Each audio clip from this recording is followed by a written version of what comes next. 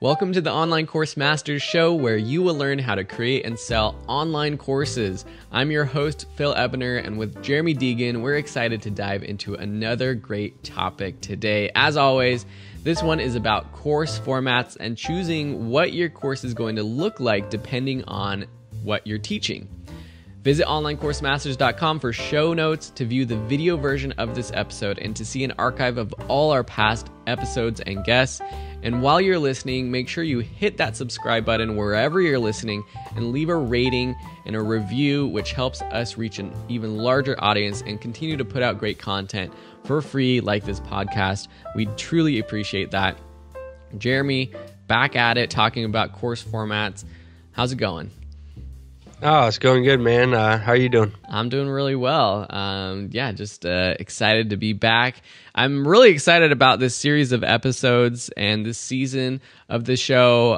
I know something we've talked about is including some interviews that we can sprinkle between some of these episodes about, it's really sort of a masterclass about teaching online courses. And who knows, actually, we might have included some interviews between, but just so the listeners know, our idea with this entire season while we go on is that we've got these lessons planned or these episodes planned, taking each topic that someone would be interested in for online course creation, and we're going through the entire process, each episode one at a time.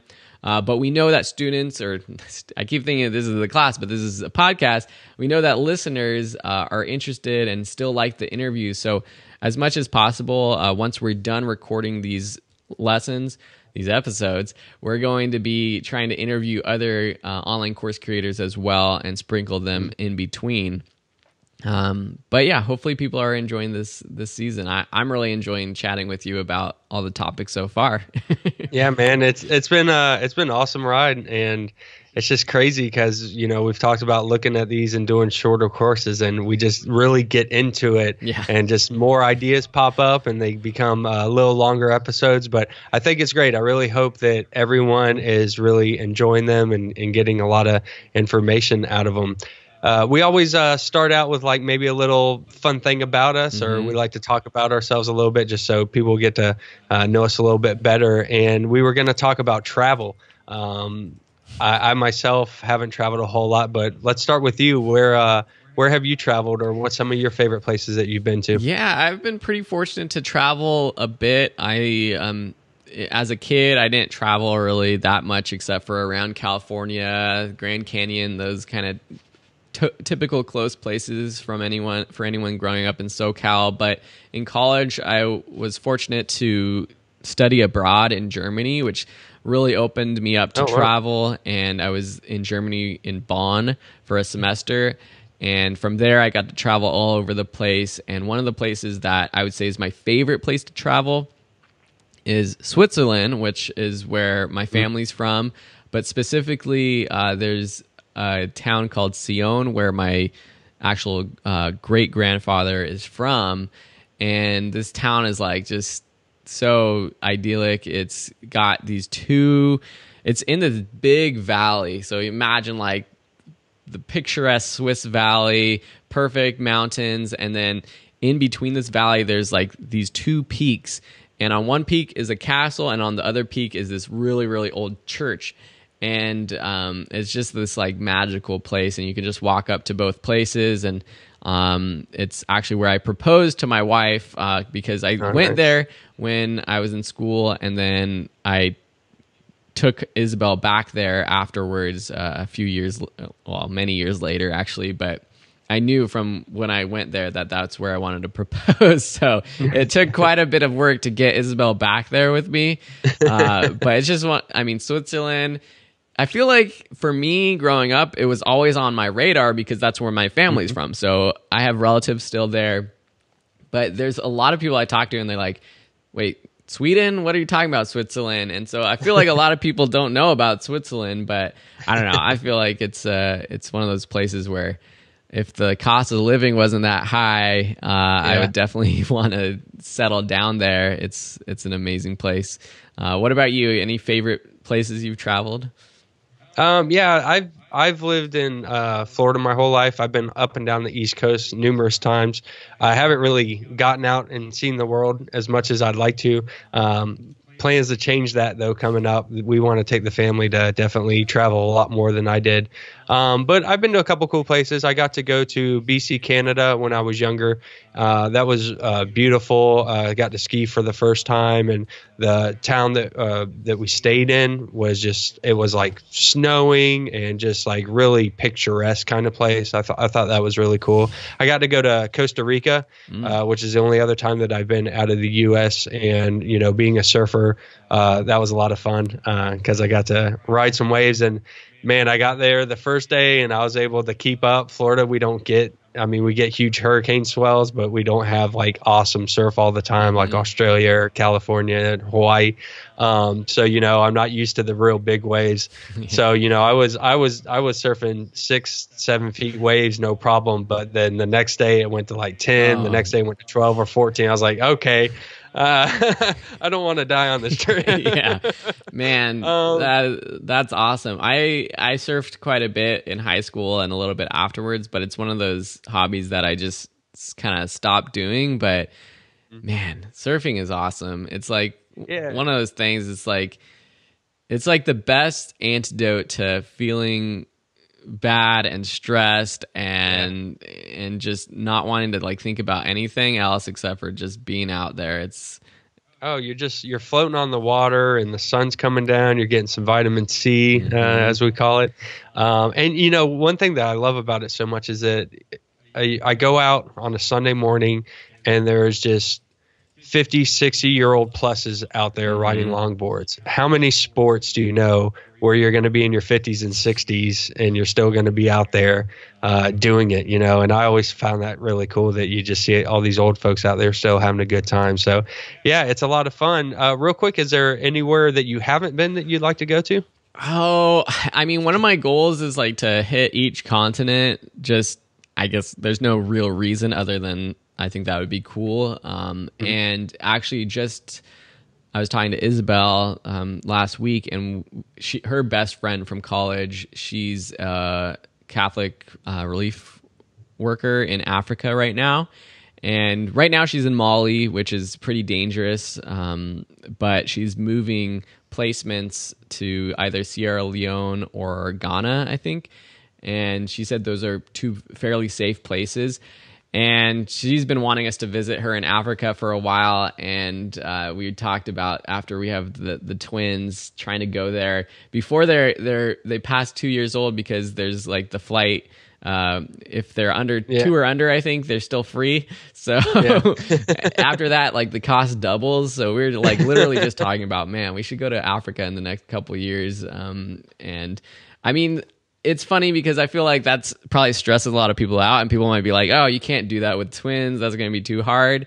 But I've got like aunts who have 2 girls, and they go everywhere with them. When they had like a kid that was like 6 months old and they went to France, and it's just like, you just got to do it. So that's kind of my mindset. It's like, we can do it. We just got to do it. Yeah. Who knows? We'll see. I don't know what it's like to have twins, and I might be biting my tongue in a couple years, but our goal is Africa in the next couple years. What about you? Any dream locations for surfing or just for visiting? I would love to see the world. I think, all the beautiful spots that I think of, like Australia and Hawaii and those kinds of places. I've always wanted to see like the big monuments. So I've always been interested in that kind of history. So I think going to like Egypt would be awesome, or going to, Central or South America, where the Inca Mayan ruins and all those different kinds of things are. And then, of course, Europe. Is it Venice that has the waterways? Yeah, that Venice. You take the boats everywhere. Yeah. I always thought that would be really cool, So, yeah, definitely a lot of different places I think would be awesome to go travel and check out. Yeah, for sure. And I think that's one of the benefits of teaching online classes is if you can build it to, full-time income and be your own boss, you have that flexibility of taking off. And that's actually an episode we're going to be doing coming up in a few episodes, talking about sort of that work-life balance of of how you make time to create online classes with a full-time job or with a part-time job, but also when is it time to go at it on your own. But before we get to all that, and before we turn this into a travel podcast, we do want to help people out with creating online courses. And this episode might be a shorter one. We'll see. I always say that. Never ends up happening. But this one's all about course formats, and it's choosing what type of format your course should be, whether it's a slideshow-based course, if it's a screencast-based course where you're doing something on the computer, if it's a talking head course, or if it's more of an actual demonstration course where it's not just talking head, but you're actually on camera doing something. So I guess let's first talk about the different types of courses that people might be teaching and what kind of makes sense for course formats. Yeah, this is something to really start thinking about. If we're talking about the progression of where we've gotten to, we've researched our course and we've written our script. Now we're going to start getting into recording and the editing process. And this part kind of hangs up a lot of people. A lot of people are proficient in their skill, but maybe they're not as technical. And I think this scares a lot of people, and it doesn't have to be scary at all. So we want to just help alleviate some of that pain and just get you into thinking about what you might want to use. Now, later on in some other episodes, we'll dive more deep into like equipment and stuff like that. We'll talk about it a little bit now, but so you might have, a technical course where you're teaching some software, you're teaching how to program, something that's a little more technical. You might have an informational or maybe a theory type course, which is more where you're not really showing them how to do specific things, but you're talking about the why you would do something or how you would go about it. Then we talk about personal development. So this could be a range of things. Maybe it's productivity or time management, leadership, maybe different things that would help you in that personal development. And then maybe some skills like, drawing or dog training or things that are more skill-based, maybe not so technical, but it talks about a certain skill that you have. So let's go through. I think maybe we should start first by talking about the different types of course formats, and then maybe we can talk about how we would pair these up with the types of courses. Yeah. So the first one is talking head. So do you want to take the role and kind of describe what that's about? Yeah. So talking head is, what it sounds like. You're on camera, and some of these can be a combination where you're on camera and then there's also bullet points, or maybe you're cutting between slides or even screencast or demonstration. But really, the bulk of your class is going to be just you talking. So for me, I feel like the ones that this makes the most sense in are those personal development classes where you're teaching someone a soft skill, something that you're not showing them how to do something. And I think that's really what it is where you got to think about how is the student going to learn best. If you're teaching a dog training class or an art class on drawing, is just talking on camera going to be the best way for a student to learn? Probably not. Right. I mean, I couldn't teach an Adobe Premiere video editing course by just doing a talking head video. So I feel like talking head in itself can be a style, but it also can just be a part of your courses. And we'll talk more about why talking head is good in just a minute. But I think one style that's probably easier for people, and it's the best way to get started, is sort of that just screencast or that slideshow-based course with a voiceover, which you can do a lot of courses with, even if it might be better with talking heads, such as a dog training class. You could do it just with slides. Now, that might not be the best learning experience for the student, but it's an option for when you're getting started. So is there anything else like with screencast or slideshow courses that, what types of courses work well with those formats? Yeah, so sometimes we talk about these two together. So when we talk about screencasts, it's actually recording whatever is going on your screen. Now, this is good for, like technical courses. So if you're teaching someone how to program and you want to show them the code and show them you typing the code out as you're doing it, you are going to screencast. You're going to record yourself. Adobe Photoshop course, if I'm teaching someone Photoshop, I am showing them the program. I'm recording myself using Photoshop and showing them that. Now, when we talk about slides, we're talking about presentation slides, so things like PowerPoint or Keynote. And typically the way that works is it's still a screencast, and that's why we talk about these together. However, instead of screencasting you using a program, you're just screencasting you going through the slides and talking about them.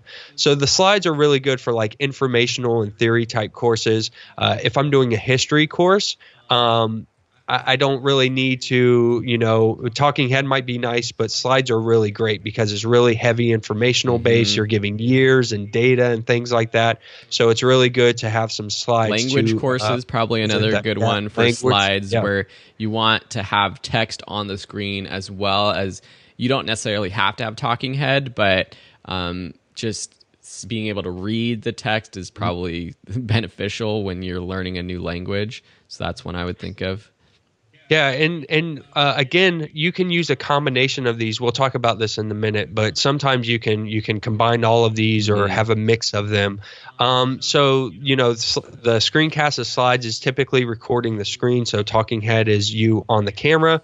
We have the screencast of slides, and then there's another type which is demonstration type. So this is a little bit different because you are actually recording you doing something. Yeah. So what are some good examples of demonstration type recordings? I think cooking, arts, crafts, dog training, like I mentioned before, photography. Sometimes it's better to actually be there with a camera. And this is just, again, think about your student and think, what would be the easiest and best way for someone to learn this skill? Would it be easier if I was just doing a slideshow, teaching someone about how to take better photos with examples? Or would it be better if I was actually out in the field talking through an example? I mean, sometimes it's obvious, like if you're doing an art class and you're doing, hand-drawn lettering or sewing, you really need to show what you're actually doing on camera. But that demonstration style course is probably the hardest to actually do in terms of the production of it, because you are filming out in the field, or sometimes you could be in your office or at a desk or something. But compared to screencasts and slides or just a talking head where you're just sitting there talking, this is definitely going to be the most work, but it's also going to be the best type of course for those kinds of classes. So those are kind of the different types, but like you said, I think it's very possible that we use multiple kinds of filming or formats within the same type of class. Do you have examples of when this would be more applicable? Yeah, so you can do this for a lot of courses. I've done it, in most of my courses, I'll have a talking head where I'm introducing or saying hi to the student, and then maybe I get into the screencast section or the slide section. So maybe you have a cooking class, and you use your talking head to introduce the sections, and use your talking head when you want to pop in and just look at the camera and talk directly to the student about something specific. Then you might use maybe some slides for like the recipes. So you say, okay, today we're going to bake this cake, and you're talking to the student, and you say, let me show you the recipe that we're going to be using. So you jump over to a slide, and on that slide, maybe you've got the recipes or the order of the way you'll be cooking it. So whoever's taking the course maybe can write that down or have that mental note of what's going on. And then you go into the demonstration, which is the camera showing you how to do the actual baking of that cake. And so you can really start thinking about the different ways to go about combining these. even programming course that I'm working on now, it's the same thing. I do talking head to talk to them, tell them about a project or so forth. I go into slides and talking about how the programming language works and the syntax that we're going to use and why things are the way that they are. But then I go into a screencast where I'm showing them how to write that code out. So you can mix all these up, but I don't want people to feel like this is too overwhelming, because I know I started very easily, and I'm pretty sure you did too. You hear all these things, and people who aren't technical, they might get a little scared and oh no, I got to have cameras and screencast software and PowerPoint and all these different things. So let's talk about let's bring it back for a minute and just talk about the simplicity of creating a course and how we can do that. I think it's okay to create that sort of MVP, minimum viable product course, and especially when you're starting out with just slides and screencast. And I think that's how everyone should start. Unless you have experience filming, or you're really gung-ho and you have the budget to purchase the right equipment for talking head or demonstration style, I would say just start out with some sort of slideshow-based course or screencast, and that's usually okay for most courses. And sometimes talking head is kind of not necessary for a lot of lessons. Even in my classes, when I'm talking about digital marketing or even a photography skill, sometimes it is totally fine if it's just a slideshow or something like that. But I like to add talking head because I feel like it ups the production value of the course. It separates and differentiates me from other classes. But when you're just getting started out, I think it's definitely okay to just do a slideshow or a screencast course. And those are pretty simple. I think one question that I get a lot is moving on to why should I have talking head? Why would I include talking head? And I think there's actually a lot of benefit to that. I don't have studies to name, but I feel like I've read studies that show that having a talking head style video actually helps build a connection with you and the viewer. And that's the reason why I do encourage you to try to add some talking head videos. And it doesn't have to be throughout the entire course, and you don't have to have a full Hollywood style studio to record your talking heads. Even if it's just a webcam, doing sort of introductions, like you said, to a section, or just breaking up the content, especially at the beginning of the course. If you could do your promo video or just the introductory video of your class with some talking head, I think that helps a lot because it does build that connection with the viewer. Any kind of tips for getting started with talking head that you want to mention here? Yeah, I usually do a talking head at least at the very minimum introduction and outro. Yeah. So I feel like it builds that connection. I feel like people can put a face with the voice, so it just helps kind of make that transition easy, that you can see who you're talking to, and like you said, it helps build that trust and that personal brand a little more. So I usually try to, at least at the minimum, introduce the course, even if it's a minute, 2-minute quick thing. Hey, how's it going? My name's Jeremy. This is what the course is about. I hope you enjoy it, and then go into the slides. Yeah. That's totally fine. Now, I didn't start that way. My first course was just completely screencast, and the reason why we say screencast is easier is it's a little easier to pick up and learn, and it's usually really cheap. You can get free software, you can get very cheap software, Screencast-O-Matic. I don't know if they raised the price. When I got it, it was like $15 for a year, and all my first courses was on that software, so very cheaply I could get into it. But then as I grew and more revenue came in, I was able to get some equipment. I invested into a nice camera. I started off with the one on the webcam right now, the Logitech C920, and was able to introduce those talking heads, and it starts getting people to know me, know who I am, and get more comfortable about me. And now, like I said, try to do the intro, try to do the outro. And then maybe, in the sections, if they're all screencasts, maybe you introduce each section and you pop on the camera real quick just to remind them who you are. Hey, how's it going, y'all? I hope you're enjoying the course. I think this is what you're going to learn. Switching up the format too throughout a course helps break up the monotony. It keeps it interesting. Exactly. It keeps it interesting, and that's one of the things with our photography masterclass that the new version that I'm recording and editing right now that we try to do was switch it up. A lot of it is talking head, where we're in our studio and we're showing examples. But then we switch it up with demonstrations of us out in the field demonstrating a specific style or going through the settings of a camera.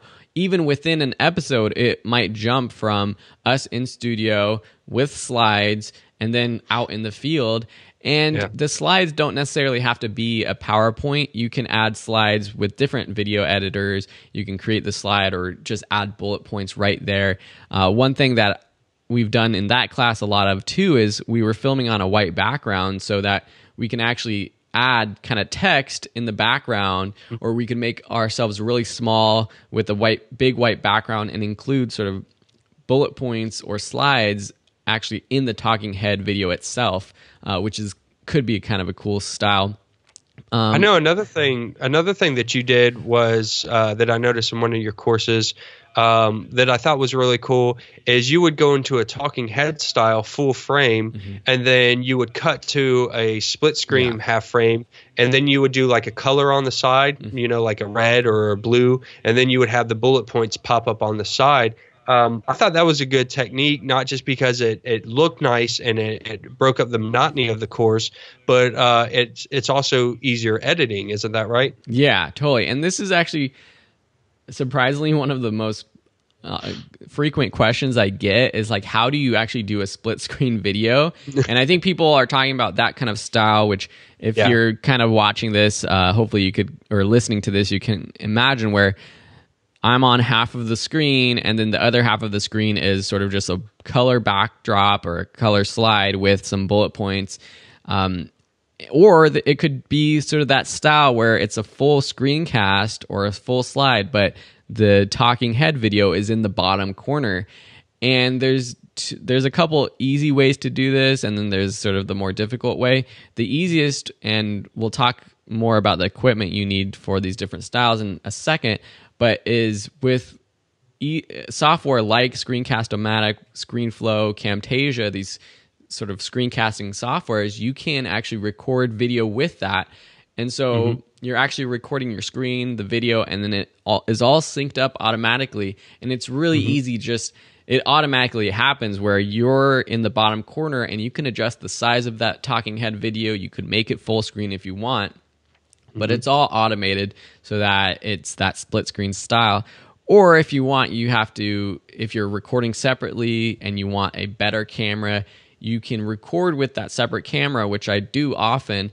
And then just in my editing application, I'll create the screen, I'll move the video to the side. And I actually have a couple tutorials on how to do this in Premiere Pro and ScreenFlow. If you are interested, they're on my YouTube channel. So if you go to the Video School Online YouTube channel, youtube.com/Video School Online, and search for, I think, split screen on the channel, you'll see those tutorials. But you can really do that with anything. And the way I do it is I create my slides after the fact in the editing program, but you could also create them before using any sort of design software like Photoshop or even PowerPoint, and then import those slides as images to your video editor rather than recording the slideshow while you're talking through your screencasting app. So I know this is getting really kind of nitty-gritty. We're talking a lot about different equipment. We're gonna go through this in more detail in some future episodes. We'll get more into some editing and different things. You start getting your mind around what type of lectures you want to have and how you want to go about recording those. So let's talk about equipment. But before we do that, don't forget to check us out on Facebook. If you go to Facebook and you search Online Course Masters, you can find the group. You can pop in there, say hi to us. If you have any questions, you can comment on this actual episode, and we can just start a discussion. If you have more questions about how to do some more of these technical things, we're both in there and we'll help you out. You can also go to onlinecoursemasters.com, and there is a community button in the top right corner. If you take that, it will also redirect you to the group, so you can check that out there. So let's get into some of the equipment. And again, we'll talk more in depth about equipment later on, but let's just start getting our feet wet on maybe some of the different types of equipment that you might need. Maybe it's best if we go through these the way that we started this episode. So the first thing that we have would be a talking head video. Pretty obvious, but for those of who aren't sure, what all would you need to create a talking head video? Well, you're going to need your camera and you're going to need audio. This could be a webcam that you just hook up to your computer or your laptop, and you can record your audio directly into your computer, because most computers have a microphone, but we don't suggest that because the audio quality isn't going to be that good. So if you are recording with your webcam, you'll probably want a USB microphone that you can plug in directly to your computer, so it's all easy. You're not having to record on separate devices, and it's all synced up automatically. So that's kind of like the easiest way. I mean, other than that, you have to have a camera. You need a video camera, a camcorder. You can use your smartphone. You can use sort of like a DSLR mirrorless style camera, which for most people, you might know this, but it's kind of your traditional photo camera, but most of them shoot video nowadays, and it looks really high quality. Or you can step up and get more of a professional cinema camera as well. But that's something you'll probably want to do later on as you make some money and you have money to invest. At its core, though, using a web camera is totally fine, especially if you're doing sort of the talking head style where you are in like the bottom corner of the video. I mean, people are watching these videos either on their laptop, but often on a mobile device or a tablet where the screen is so small where the quality doesn't have to be that great, and a webcam can look really good. And even if you use the internal webcam of your computer, that might be all you need. So you don't really need much equipment. But if you upgrade to something like a Logitech C920 or a C930 webcam, that's really going to up your quality for talking head videos.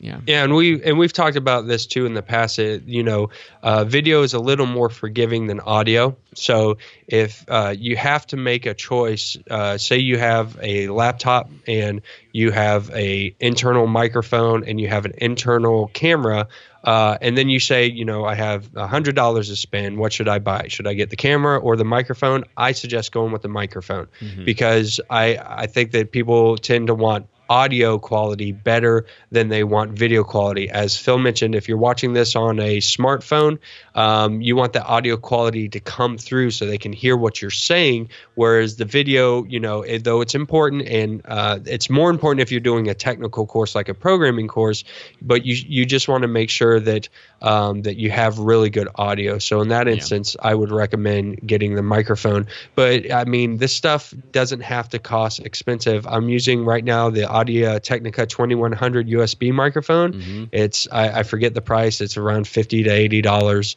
The C920 is like $50 to $80, somewhere around there. So under $150, $200. I have a very nice setup. This microphone sounds great. The camera sounds great. It's not breaking the bank. Starting out, I didn't have these things. Again, I started out very basically, but as I got some revenue and some income, I reinvested so that I could get these things. Now I'm using, as Phil said, a DSLR camera and upping the video quality a little more. But, starting simple, I think, is a good way to start. We mentioned some screencast software, so let's talk a little bit about that. I started with Screencast-O-Matic. Like I said before, it was like $15 a year. I think it's that cheap. If not, maybe they raise it a couple bucks. I can't remember, but it's an easy way. I know there's OBS, which is a free software. I've tried to use it. It's a little more complicated to set up, I feel like, personally. Yeah. I don't want to spend too much time diving into software settings. Yeah. I want to just hit record and go with it. That's why I like Screencast-O-Matic starting out. I recommend people because it's very easy, very intuitive. And then I use Camtasia now for screencast software. It's a little more advanced. You can do more with it. It's got more effects, more audio options and editing and stuff. Still pretty much says the same thing as Screencast-O-Matic. What do you use? You use ScreenFlow? Yeah, I use ScreenFlow, which is a Mac-based software, which is very similar to Camtasia, but it's what we're talking about is it records your webcam, your screen, and audio at the same time, and it's a video editor all in one. So you don't have to, export and then import it into another application. It's just you record and you can start editing right away, all in one program. And this is great for your slideshow or screencast based course as well. I mean, with those types of courses, you don't even need a webcam. You'll just need some sort of software to put together your slides, which could be PowerPoint, or for free, you could use Google Slides, Canva.com, one of our favorite tools for graphic design. You can create slideshows there. And it's as simple as putting those full screen on your computer and starting to record with your screencasting app, and then going through your slides. If you're doing a screencast course, all you're doing is recording your screen. So you could be using whatever app you want to teach. You could be online using Google Chrome, going through Instagram if you're doing an Instagram course or whatever.